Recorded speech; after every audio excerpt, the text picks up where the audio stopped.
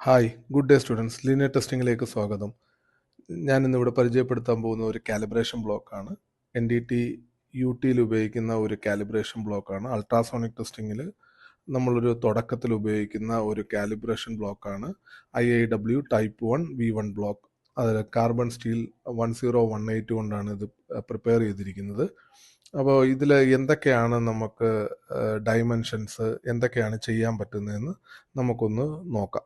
അപ്പോൾ ഇതിന് ഡൈമെൻഷൻ എന്ന് പറയുന്നത് ആക്ച്വലി ഇതിന് 300 mm ലെങ്ത് ഉണ്ട്, അതുപോലെ 100 mm ബ്രെഡ്ത്ത് ഉണ്ട്, 25 mm തിക്നെസ് ഉണ്ട്. ഓക്കെ, അപ്പോൾ ഇതിൽ ഒരു പെർസ്പെക്സ് ഇൻസെർട്ട് ഉണ്ട് ഇവിടെ. ആ പെർസ്പെക്സ് ഇൻസെർട്ടിൽ 23 mm ആണ്. അതുപോലെ തന്നെ ഇവിടെ ഒരു 25 mm റേഡിയസിൽ ഒരു വെഡ്ജ് കട്ട് ചെയ്തിട്ടുണ്ട്. ഇങ്ങോട്ടുള്ള റേഡിയസ്, ഈ വെഡ്ജ് കട്ട് ചെയ്തിരിക്കുന്ന റേഡിയസ് 100 mm കട്ട് ചെയ്തിരിക്കുന്നത്. അപ്പോൾ ഇത് ഇവിടെ പ്രോബ് ഇൻഡെക്സ് പോയിന്റ് കണ്ടുപിടിക്കാനുള്ള മാർക്കിങ്സ് ഉണ്ട്. അതുപോലെ തന്നെ ഇവിടെ പ്രോബ് ആംഗിൾസ് കണ്ടുപിടിക്കാനുള്ള മാർക്കിങ്സ് ഉണ്ട്. ഈ പോയിന്റാണ് ശരിക്കും പറഞ്ഞാൽ റെസല്യൂഷൻ പോയിന്റ് എന്ന് പറയും.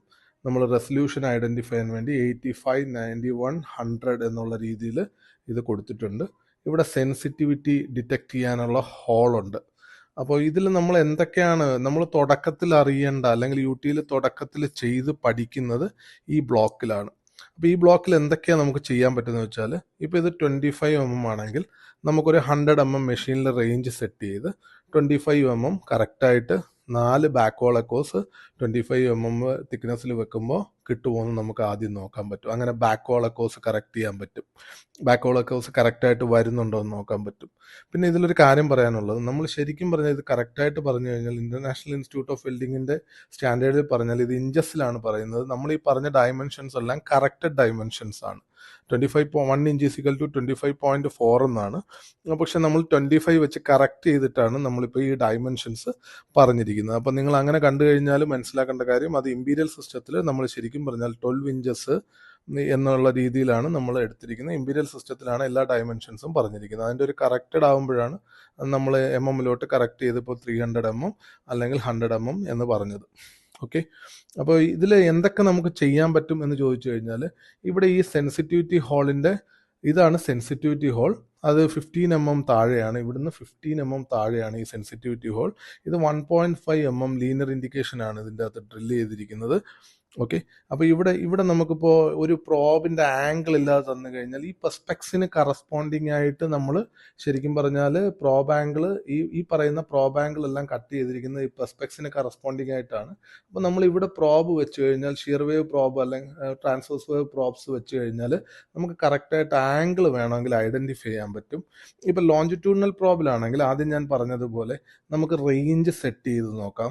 അതുപോലെ തന്നെ ഈ സെൻസിറ്റിവിറ്റി ഹോൾ ക്യാച്ച് ചെയ്ത് നോക്കാം. പ്രോബിന് റെസല്യൂഷൻ ഉണ്ടോ എന്ന് നോക്കാം. സെൻസിറ്റിവിറ്റി എന്ന് പറഞ്ഞാൽ എന്താണ്? ഏറ്റവും ചെറിയ ഡിസ്കണ്ടിന്യൂറ്റി ഐഡൻറ്റിഫൈ ചെയ്യാനുള്ള കഴിവാണ്. അപ്പോൾ ഓരോ പ്രോബിനും നമുക്ക് ആ കഴിവുണ്ടോ എന്നുള്ളത് ഈ ഹോൾ നമുക്ക് നോക്കാം, ഈ ഹോൾ വെച്ച് നോക്കാം.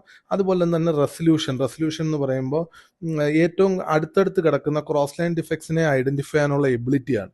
അപ്പോൾ ആ എബിലിറ്റി ഉണ്ടോ എന്ന് നിങ്ങൾക്ക് 85, 91, 100 എന്ന് പറയുന്ന റെസല്യൂഷൻ പോയിന്റ്സിൽ വെച്ച് നോക്കാം. അതുപോലെ തന്നെ നമുക്ക് ടൈം ബേസ് കാലിബ്രേഷൻ, ഷിയർ വേവിൽ ടൈം ബേസ് കാലിബ്രേഷൻ നടത്തി നോക്കാം. അതുപോലെ തന്നെ പെനിട്രേറ്റീവ് പവർ പെർസ്പെക്സിൽ വെച്ച് നോക്കാം. പിന്നെ ഡെഡ് സോൺ നോക്കാം. എത്ര MM ആണ് നമുക്ക് ഡെഡ് സോൺ? ഈ 2 പോയിന്റ്സ് ആണ്. ഇത് 10 mm, ഇത് 5 mm ആണ് ഇവിടുന്ന് വരുന്നത്. അപ്പോൾ ഇവിടെ വെച്ചിട്ട് നമുക്ക് ഡെഡ് സോൺ അനലൈസ് ചെയ്യാൻ പറ്റും. ഇത്രയും കാര്യങ്ങളാണ് ശരിക്കും പറഞ്ഞാൽ V1 ബ്ലോക്കിൽ നമുക്ക് ചെയ്യാൻ പറ്റും. ഇത് ഷിയർ വേവിനും ഉപയോഗിക്കാം. ഷിയർ വേവിന് കോമൺലി V2 ബ്ലോക്കാണ് ഉപയോഗിക്കുന്നത്. എന്നാലും നമുക്ക് ഷിയർ വേവിന് ഈ ബ്ലോക്കും നമുക്ക് ഉപയോഗിക്കാം.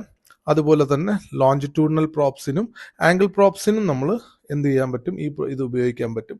അപ്പോൾ ലോഞ്ചിറ്റ്യൂഡിനൽ പ്രോബിലാണ് ഞാൻ ഈ പറഞ്ഞ സെൻസിറ്റിവിറ്റി മറ്റു കാര്യങ്ങളൊക്കെ നമ്മൾ ഇതിലാണ് മെഷർ ചെയ്യുന്നത്. ഇപ്പോൾ ഈ ബ്ലോക്കിൻ്റെ ഇവിടെ വെച്ചിട്ടാണ് നമ്മൾ എന്ത് ചെയ്യുന്നത്? ഷിയർ വേവ് വെച്ചിട്ട് നമ്മൾ എന്ത് ചെയ്യുന്നത്? ടൈം ബേസ് കാലിബ്രേഷൻ ചെയ്യുന്നത്. അപ്പോൾ ഇങ്ങനെയുള്ള കാര്യങ്ങൾ ചെയ്യാനാണ് ശരിക്കും പറഞ്ഞാൽ V1 ബ്ലോക്ക് എന്ന് പറയുന്നത്. ഇതൊരു തുടക്കക്കാർക്ക്, അല്ലെങ്കിൽ തുടക്കത്തിൽ എന്നല്ല, UT നമ്മൾ തുടങ്ങുമ്പോൾ, ഒരു മെഷീൻ എടുത്ത് തുടങ്ങുമ്പോൾ നമ്മൾ കാലിബ്രേറ്റ് ചെയ്യുന്ന കാര്യങ്ങളാണ് ഞാൻ ഈ പറയുന്നത്. ഇത് കാലിബ്രേറ്റ് ചെയ്തതിന് ശേഷമാണ് നമ്മൾ മറ്റേതെങ്കിലും ഒരു ബ്ലോക്കിലോട്ട് പോകുന്നത്. അപ്പോൾ ഇത് കാലിബ്രേറ്റ് ചെയ്ത് കഴിഞ്ഞാൽ മെഷീൻ കറക്റ്റഡ് ആവും. പിന്നെ നമ്മൾ അതിൻ്റെ വെർട്ടിക്കൽ ലീനിയാരിറ്റി ഹൊറിസോണ്ടൽ ലീനിയാരിറ്റിയും കറക്റ്റ് ചെയ്ത് കഴിഞ്ഞാൽ മെഷീൻ നമുക്ക് യൂസിന് വേണ്ടിയിട്ട് തയ്യാറാവും. അപ്പോൾ ഇങ്ങനെയാണ് നമ്മൾ V1 ബ്ലോക്കിൻ്റെ ഡയമെൻഷൻസും V1 ബ്ലോക്കിൽ ഇങ്ങനെയുള്ള കാര്യങ്ങളാണ് നമ്മൾ UT മെഷീൻ വെച്ച് ഐഡൻറ്റിഫൈ ചെയ്യാൻ പോകുന്നത്. Thank you. ഇങ്ങനെയുള്ള നോളജബിൾ വീഡിയോസിനും ടെക്നിക്കൽ സ്കില്ലിനുമായിട്ട് പ്ലീസ് കോൺടാക്ട് ലീനിയർ.